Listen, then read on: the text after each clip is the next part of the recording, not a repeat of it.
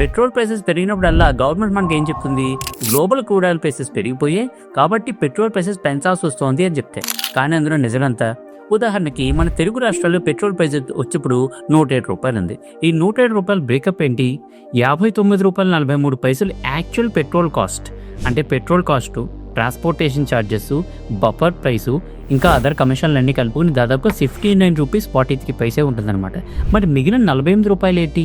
48 రూపాయలు ఏంటంటే central government వేసేటువంటి సెంట్రల్ ఎక్సైజ్ ట్యాక్స్, అలాగే స్టేట్ గవర్నమెంట్ వేసేటువంటి స్టేట్ వ్యాట్ అంటే వాల్యూ యాడెడ్ ట్యాక్స్ కలిపి 48 రూపాయలు అనమాట. అంటే 59 రూపాయలు యాక్చువల్ పెట్రోల్ ప్రైసు, 48 రూపాయలేమో ట్యాక్సెస్. ఇప్పుడు చెప్పండి, పెట్రోల్ ప్రైసెస్ తగ్గించాలంటే ఏం చేయాలి?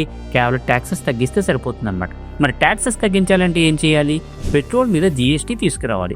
ఇప్పటిదాకా పెట్రోల్ మీద జీఎస్టీ లేదు. జీఎస్టీలో హైయెస్ట్ ట్యాక్స్ రేట్ ఎంత అంటే 28%.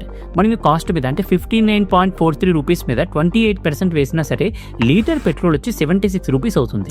సో మనం పెట్రోల్ మీద కనుక జీఎస్టీ తీసుకొస్తే లీటర్ పెట్రోల్ని 76 రూపీస్ తగ్గించేస్తాం అనమాట. అందుకే పెట్రోల్ మీద జీఎస్టీ తీసుకురావాలి. మీకు నా ఒపీనియన్ నచ్చితే లైక్ చేసి సపోర్ట్ చేయండి, అలాగే సబ్స్క్రైబ్ చేసుకోవడం మాత్రం మర్చిపోకండి.